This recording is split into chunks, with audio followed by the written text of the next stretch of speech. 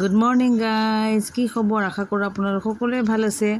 আজিৰ পৰা মোৰ ডিউটি আৰম্ভ হৈ গ'ল, কাৰণ বেটাৰ আৰু বেটীৰ স্কুল খুলি গৈছে। বেটা স্কুল গ'ল, সি একো নোখোৱা মানে সি চাহ আৰু বিস্কুট খাই গৈছে, লাল চাহ আৰু বিস্কুট। সি টিফিন লৈ যোৱা নাই, কৈছে মা মই আজি একো নিনো, টিফিনত নালাগে। তাৰপিছত বেটীয়ে ক'লে যে মা মই টিফিন লৈ যাম, মোক তুমি আলু পৰঠা বনাই দিবা। তাই ৰাতিয়ে কৈ থৈ দিছোঁ তাইক বোলে আলু পৰঠা লাগিব। তাৰপিছত মই কি কৰিলোঁ, আলু দুটা কাটি ল'লোঁ, কাটি লৈ কুকাৰত বইল হ'ব দিলোঁ। আলুখিনি মোৰ কুকাৰত বইল হয় মানে মই আকৌ আপোনাৰ আটাখিনি খচি লৈছোঁ।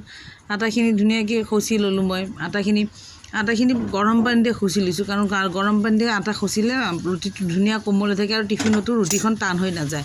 এনেই আলু পৰঠা এনেও টান নহয়। এতিয়া মই পিঁয়াজখিনি কাটি ল'লোঁ। পিঁয়াজখিনি কাটি লৈ মই চপাৰত ধুনীয়াকৈ পিঁয়াজখিনি ধুনীয়াকৈ মিহিকৈ চপ কৰি লৈছোঁ, কাৰণ আলু পৰঠা পিঁয়াজটো মিহি হ'লে ভাল হয়, তেতিয়া ৰুটিৰ পৰা ফাটি ওলাই নাযায়। কিন্তু মোৰ তথাপি ৰুটিৰ পৰা ফাটি ওলাই যায় পিঁয়াজখিনি।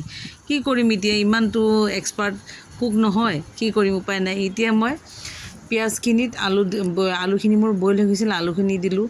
তাতে মই নিমখ অলপ দিলোঁ। তাৰপিছতে বেছি মছলা মই একো দিয়া নাই, আপোনাৰ জিৰা গুড়ি, ধনিয়া গুড়া আৰু তাতে মই অলপ মেগী মছলা দিছোঁ। মেগী মছলা মই বেছি দিয়া নাই, মেগী মছলা অলপ দিছোঁ, কাৰণ মেগী মছলাটো ইমান ভালো নহয় খাবৰ কাৰণে। তাই কৈছে অলপ মেগী মছলা অলপমান এনেই আৰু মেগীৰ চেণ্টটো আহিবৰ কাৰণে তাতে দি দিছোঁ। মই বেছি মছলা একো নিদিওঁ মই তাতে।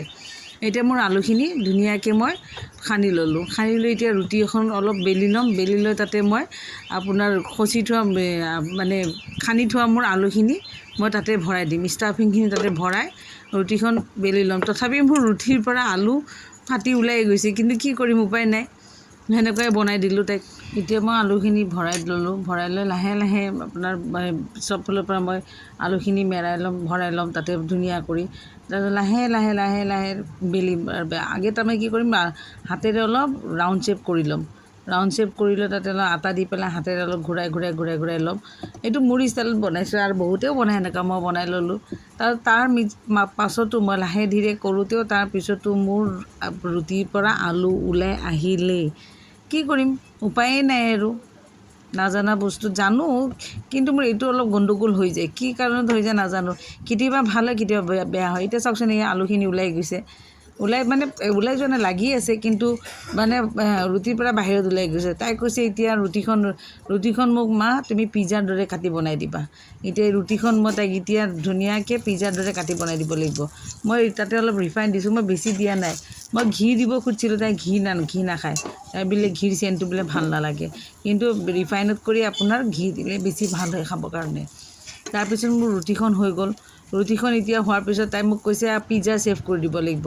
এতিয়া মই ৰুটিখন পিজ্জাৰ হেৰিত কাটি লৈছোঁ। পিজ্জাৰ হেৰিত কাটি লৈ পেলাই ৰুটিখন এতিয়া মই এডোখৰ কৰি তাইক টিফিনত দিছোঁ। আৰু টিফিনত মই চচ দিছোঁ তাইক। চচটো মানে দিব নালাগে, তথাপি অলপ দিছোঁ আৰু বেছিকৈ দিয়া নাই চচ। তাই চচ ইমান খাই ভালো নাপায়, এনেই অলপমান এনেই লগাই জাষ্ট খাবৰ কাৰণে দিছোঁ। বেছি দিয়া নাই মই টিফিনটো। এতিয়া তাইৰ টিফিনটো ৰেডি হৈ গ'ল। আৰু টিফিনত মই তাইক এনেই অলপ ফ্ৰুটছো দি পঠাওঁ, কিন্তু আজি আৰু ফ্ৰুটছ আনিব পাহৰি থাকিলোঁ। অলপ ৰাতিপুৱাৰ সময়ত অলপ মানে বহুত দিনৰ মূৰত, একমাহৰ পিছত অলপ গণ্ডগোল হয়, আপোনালোকে সকলো জানেই চাগে। একমাহৰ পিছত ল'ৰা ছোৱালী স্কুল যাব ওলালে কেনেকুৱা কণ্ডিশ্যন হয়। তাইক মই ৰেডি কৰি দিলোঁ, ময়ো ৰেডি হৈ গ'লোঁ। এতিয়া তাই দেউতাক আহি পেলাই, হাজবেণ্ডে ল'ৰাটোক স্কুলত থৈ আহিলে, এতিয়া মাইনাক লৈ যাব। এওঁৰ এইটোৱে ডিউটি, ৰাতিপুৱাই ল'ৰাটোক থৈ আহিব, তাৰপিছত মাইনাক লৈ আহিব। তাৰপিছত তেওঁ বাহিৰে আজি এনে আহি যায় ঘৰত, কিন্তু তেওঁ আজি নাহে। তেওঁ আজি বাহিৰে কাম আছে, তেওঁ মাইনাক স্কুলত থৈ গুচি যাব। তাৰপিছত মই ঘৰত আহিলোঁ। ঘৰত আহিও মোৰ কাম আছিলে, আকৌ মাইনাক স্কুলৰ পৰা আহিব, তাই অহাৰ আগে আগে মোৰ ঘৰৰ কামখিনি হ'ব লাগে। তাৰপিছত ময়ো অলপ ৰুটি এখন বনাই চাহেৰে, আৰু অলপ ৰাতিৰ তৰকাৰী আছিলে, সেয়াৰে মই ৰুটিখন খাই ল'লোঁ। খাই লৈ পেলাই অলপ বহিলোঁ, আৰু বহি উঠি ঘৰৰ যিখিনি কাম থাকে আপোনাৰ, মানে চাহকাপ খাব নাপালে আপোনাৰ ভাল নালাগে, কিন্তু চাহকাপ খাই ল'লোঁ। গাখীৰ চাহ, ৰাতিপুৱা গাখীৰ চাহ এফেক্ট কৰে, কিন্তু আজি মই আৰু মানে লাল চাহ খাব মন নগ'ল। গাখীৰ চাহ, ৰুটি আৰু অলপ চিকেনৰ তৰকাৰী আছিলে, ইয়াৰে ৰুটিখন মই খাই ল'লোঁ। খাই উঠি আৰু বাকী মোৰ ঘৰৰ যিখিনি কাম আছে গোটেইখিনি কৰি ল'লোঁ। গোটেইখিনি আৰু মই দেখুওৱা নাই আপোনালোকে ভিডিঅ'ত, কাপোৰ ধোৱাৰ পৰা, বাচন মাজাৰ পৰা, ঘৰ সাৰাৰ পৰা, গোটেইখিনি মই কৰি ল'লোঁ। এনেকুৱা মই দিনটো অকলে থাকোঁ, মাজে মাজে মনটোও বহুত বেয়া লাগে। মাহঁতৰ ঘৰ ওচৰত থকাৰ কাৰণে মই মাহঁতৰ ঘৰলৈকে গুচি যাওঁ। মোৰো লাইফত বহুত কষ্ট দুখ আছে, আপোনালোকে নিশ্চয়, আপোনাৰ সকলোৰে জীৱন, সকলোৰে এটা মানে কাহিনী থাকে, মোৰো আছে, কিন্তু কি কৰিম সেইখিনি মই এদিন আপোনালোকক ক'ম। এতিয়া মই গা পা ধুই উঠিলোঁ, গা পা ধুই উঠি ঘৰৰ কামখিনি কৰি ল'লোঁ। এতিয়া মাইনাও স্কুলৰ পৰা আহি পালে, তাইক আহি মই কৈছোঁ তুমি কিবা খাই লোৱা, তাই কৈছে নাখায়, আগে খেলিব, তাৰপিছতে তাই খাব।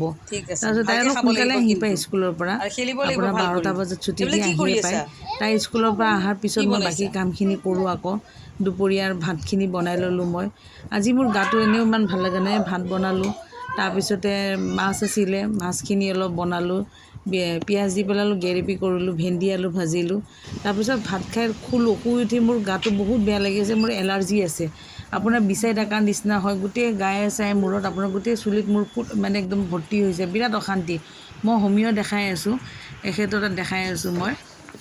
হোমিঅ'ত দেখাই মই আৰু এবাৰ হৈছিল, বহুত বছৰ আগতে ভাল পাইছিলোঁ, কিন্তু আকৌ হৈছে। আকৌ মই গৈছোঁ হোমিঅ'ত, দেখাই আহিছোঁ, ভাল পোৱা নাই। আকৌ আজিও গ'লোঁ মই, তাতে দেখালোঁ, দেখাই উঠি আহিলোঁ, তাতেও মোৰ গাটো ইমান বেয়া লাগিছে। মাইনাই কৈছে মা মই ক'ৰবাত যাম, কিবা কৰিম। মোৰ আৰু সেইটো ধৈৰ্য নহ'ল আৰু যে মই আৰু ক'ৰবাত যাম।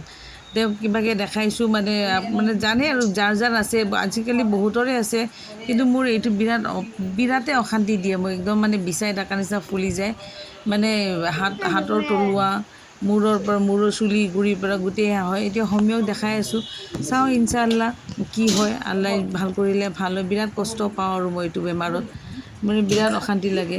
তাৰপিছত মোৰ গাত ইমান বেয়া লাগিছে, মই আৰু একদম নোৱাৰিলোঁ গৰমত। তাৰপিছত ডক্টৰৰ তাৰ পৰা ওলাই আহিলোঁ। ডক্টৰৰ তাৰ পৰা ওলাই অহাৰ পিছত মই দোকান এখনত এটা ঠাণ্ডাৰ বটল ল'লোঁ, ঠাণ্ডা অলপ খাই লৈ পেলাই মই ঘৰলৈকে গুচি আহিলোঁ, আৰু মোৰ ভিডিঅ' বনাব মন নগ'ল। এইখিনিতে মোৰ ভিডিঅ'টো শেষ কৰিলোঁ। আপোনালোকৰ যদি আজি মোৰ ভিডিঅ'টো চাই ভাল লাগিছে, ছাবস্ক্ৰাইব, লাইক, শ্বেয়াৰ, কমেণ্ট কৰি দিব। আজিলৈ বাই বাই।